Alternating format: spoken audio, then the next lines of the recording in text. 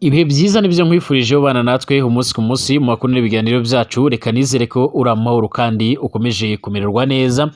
Ndagushuje kandi nkwifurije ibihe byiza, nkwifurije umugoroba mwiza, nkwifurije amahoro y'Imana. Uwo nkurikiye uherereye mu bice bigiye bitandukanye, tugarutse mu makuru akomeye cyane nk'ibisanzwe. Ni amakuru agiye kutwerekeza no ku butaka bwa Repubulika Iharanira Demokarasi ya Kongo, aho tugiye kurebera hamwe by'umwihariko byinshi bikomeje kugenda bivugwa ku buzima bwa perezida w'iki gihugu Antoine Félix Tshisekedi Tshilombo, aho amakuru akomeza kugenda avuga yuko ubuzima bwe bwaba buri mu kaga butameze neza, aho yaba yaragiye kwivuriza hariyo i Bruxelles mu gihugu cy'Ububirigi.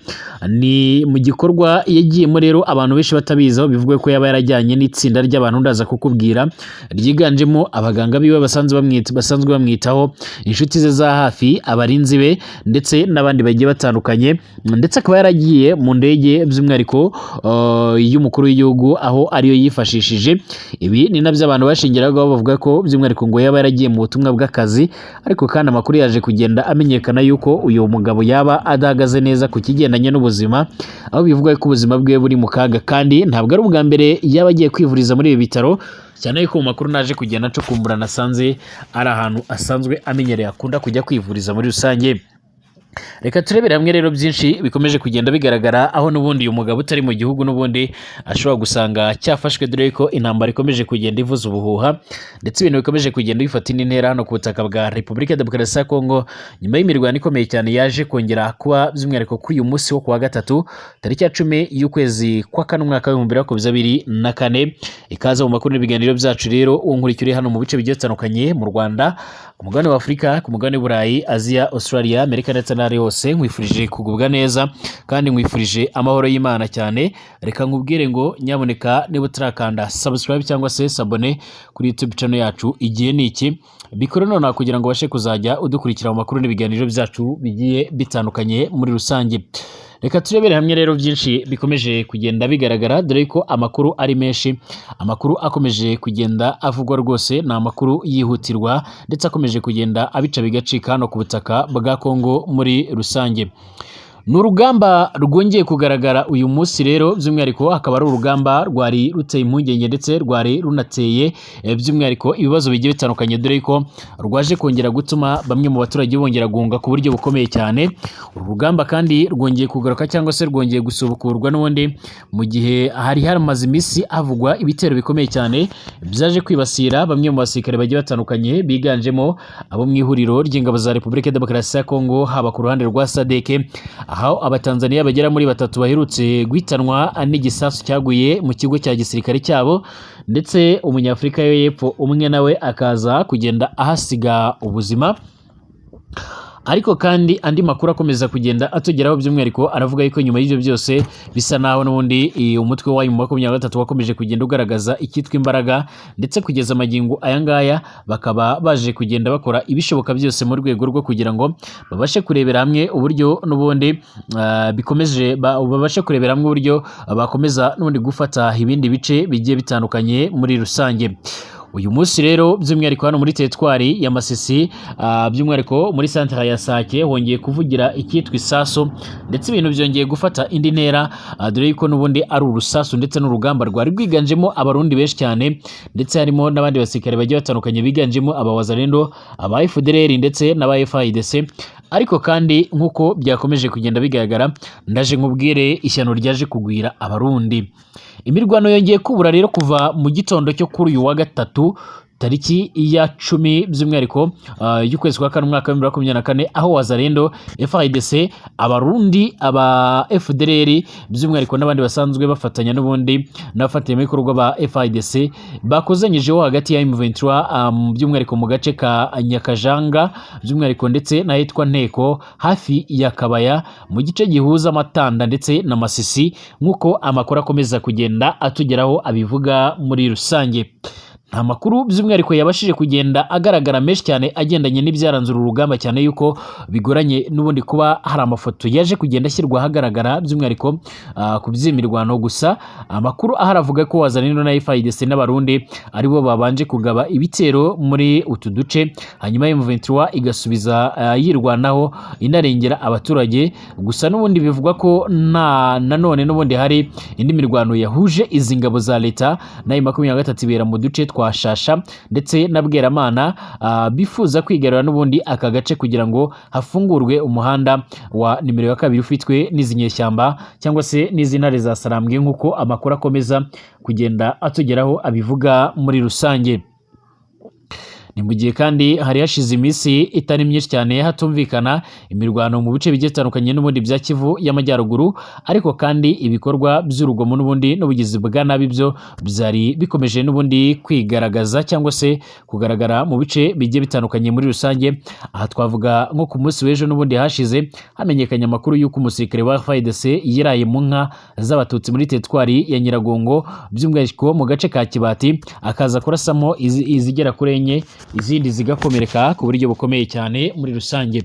Ariko kandi reka nkubwire yuko mu makuru yaje kugenda ajya agaragara cyangwa se mu byaje kugenda bimenyekana by'umwihariko ari uburyo n'ubundi hano ku butaka bwa Repubulika Iharanira Demokarasi ya Kongo by'umwihariko abasirikare biganjemo Abarundi ngo bagerageje n'ubundi kongera kotsa igitutu umutwe wa M23 mu rwego rwo kugira ngo babashe kubakora mu birindiro byari bisanzwe bifitwe n'ingabo ziganjemo iza MONUSCO n'ubundi, ariko bikaza kurangira n'ubundi ntacyo bitanze, aho by'umwihariko abasirikare barenga za 70 b'Abarundi baje gufatwa miri, abandi bagera kuri 31 baza gukomereka ku buryo bukomeye cyane. Ni byaranze imirwano y'uyu munsi, dore ko kugeza amagingo aya ngaya n'ubundi navuga yuko ku ruhande rwa M23 noneho bari gukubita batababarira nyuma y'ibitero bikomeye cyane biherutse kwibasira bamwe mu baturage ba hano muri teritwari ya Masisi hano mu ntara Kivu y'Amajyaruguru mu bice by'Isake, bikaba byaraje kwangiriza by'umwihariko bamwe mu baturage bagera kuri 3 bakasiga ubuzima, harimo n'umwana muto cyane n'undi muturage w'imyaka 48 y'amavuko. Ibiri mu byababaje umutwe wa M23 ndetse binabasembura ku buryo bukomeye cyane, ku buryo byaje gutuma batari bakeya bakomeza kugenda bashimangira yuko by'umwihariko ihuriro ry'ingabo za Repubulika ya Demokarasi ya Kongo rigifite by'umwihariko ibikorwa bibi ndetse no gukomeza kwica abaturage muri rusange. Amakuru kandi aharavuga yuko by'umwihariko umutwe wa M23 muri imirwano y'uyu munsi by'umwihariko bigendanye no kuba yaje itunguranye mu gihe abasirikare b'Abarundi n'abawazarendo n'abandi bafatanyije bari bazi yuko babatunguye, by'umwihariko ngo baje gutungurwa no gusanga umutwe wa M23 wasaga naho ubizi cyangwa se wasaga naho wabiteguye nyirizina, dore ko n'ubundi umutwe wa M23 ngo wari wamaze gukoresha ikitwa drone ndetse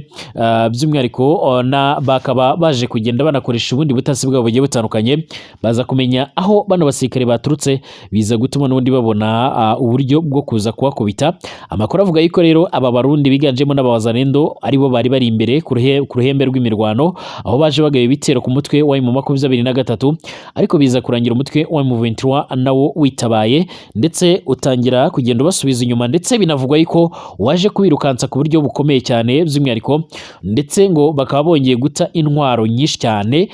ku buryo bukomeye cyane. Ibi bibaye by'umwihariko rero mu gihe ingabo ziganjemo iza MONUSCO zimwe zikomeje kugenda ziva mu birindiro bigiye bitandukanye n'ubundi bari bafite, aho kugeza amagingo aya ngaya n'ubundi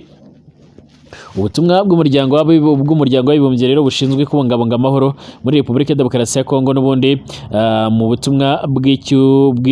bw'icyumweru bagejeje n'ubundi ku bakozi bayo, bwavuze ko umutekano ugenda uhindagurika mu burasirazuba bw'iki gihugu cya Repubulika ya Demokarasi ya Kongo, kandi bakabona yuko nta yindi mpamvu ishobora gutuma abasirikare bayo ba MONUSCO bakomeza gupfa mu gihe by'umwihariko bari ku musozo w'ubutumwa bwabo cyangwa se bari kwitegura gutaha, dore yuko uyu munsi hari amakuru yamenyekanye ndetse yanagaragaye aho by'umwihariko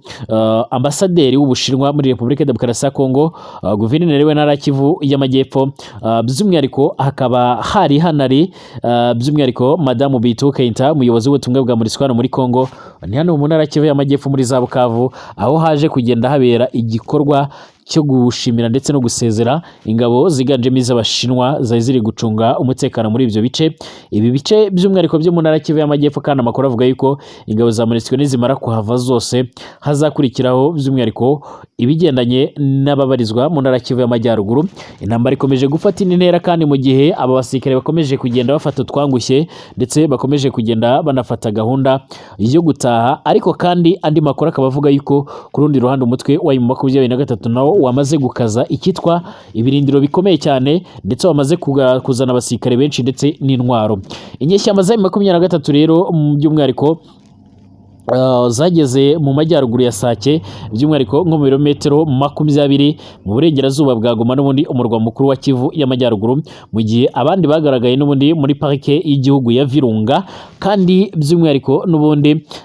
bashaka ngo gufunga umuhanda wa Goma Sake. Ibi biri mu byahamuye ingabo za MONUSCO muri rusange. Ubutumwa bukubiyemo rero amabwiriza yo gukumira ndetse no kwimura abakozi ba MONUSCO n'ubundi muri Goma, hamwe n'ikarita rero yaho guhurira mu gihe n'ubundi byarushaho gukomera. Goma rero ituwe n'abaturage barenga miliyoni 2 ndetse n'abantu bagera muri miliyoni bavanywe mu byabo. Ikikijwe rero n'inyeshyamba za 23 kuva muri Gashyantare, aho n'ubundi imirwano yahiyongereye ku buryo bukomeye cyane. Inzira zonyine zishoboka n'iz'ikiyaga cya Kivu mu majyepfo y'umupaka w'u Rwanda mu burasirazuba bwa Repubulika Iharanira Demokarasi ya Kongo. Ku wa kane kandi ku itariki ya 4 Mata, ingabo z'Abahinde zo mu muryango w'abibumbye ONU zoherejwe hafi ya Sake mu rwego n'ubundi rwo gukumira inyeshyamba ngo n'ubundi ziterekeza muri Goma. N'ubundi zataye by'umwihariko ibirindiro byazo binyuranyije n'amabwiriza n'ubundi y'ubuyobozi bwabo, kuko n'ubundi bigaragara mu nyandiko y'imbere muri MONUSCO n'ubundi Agence France Presse cyangwa se AFP, by'umwihariko ibiro ntaramakuru by'Abongereza yabashije kugenda ibona ngo nibura by'umwihariko ibirindiro bigera muri 3 byafashwe na M23 nyuma yo gutabwa n'ubundi n'abasirikare b'Abahinde, kuko n'ubundi byanditswe muri iyi nyandiko muri rusange. Ibice binini rero bya Kivu y'amajyaruguru bikomeje kugenda bifatwa ndetse binayigarurirwa n'umutwe wa M23. Ubwo butumwa rero bwatangaje ko mu gitondo cyo kuri iki cyumweru imitwe yitwara gisirikare ifatanya na FARDC, ingabo z'igihugu cya Repubulika Demokarasi ya Kongo, yarashe ku ngabo za Loni n'ubundi mu nkengero za Sake, hamwe n'amasasu mato mato n'ubundi agera kuri metero agera kuri 350, hamwe na rokete 2 zo mu bwoko bwa RPG. Mwijoro rero ryo kuri wa gatandatu n'ubundi teorika rya grenade mu nkambi y'abavanywe n'ubundi mu byabo hagati ya Goma ndetse na Sake n'ubundi yaje n'ubundi ryahitanye abantu bagera muri 5, abandi benshi barakomereka, nkuko n'ubundi bitangazwa n'umuvugizi n'ubuvuzi n'ubundi muri Goma. Abayobozi rero baba n'abashinzwe iyo nkambi n'ubundi bavuze ko nta makuru arambuye yerekeye ababikoze muri rusange. Urusaku rw'imbunda rero nini rero kwa gatandatu ndetse no ku cyumweru rwumvikanye hafi ya Sake ndetse no mu nkengero z'uburengerazuba bwa Repubulika Iharanira Demokarasi ya Kongo, by'umwihariko mu burengerazuba bwa Goma. Amakuru aturuka i Goma rero avuga ko abasivile 2 bapfuye, abandi 2 barakomereka i Mushaki mu birometero 10 by'umwihariko mu burengerazuba bwa Sake muri zone ya M23. Bavuga ko rero aya mabombe n'ubundi yatewe n'ihuriro rya guverinoma ya Repubulika Iharanira Demokarasi ya Kongo, nkuko bikomeje kugenda bigaragara. Igihe aricyo rero nuko umujyi wa Sake usa n'usigaye mu maboko y'umutwe wa M23. Ngira ngo urumva rero ko ibintu bitoroshye ndetse ibintu bikomeje kugenda bifata indi ntera, ariko reka ngushimire yuko ubana nanjye umunsi ku munsi. Reka nkubwire ngo komeza kugubwa neza kandi ukomeze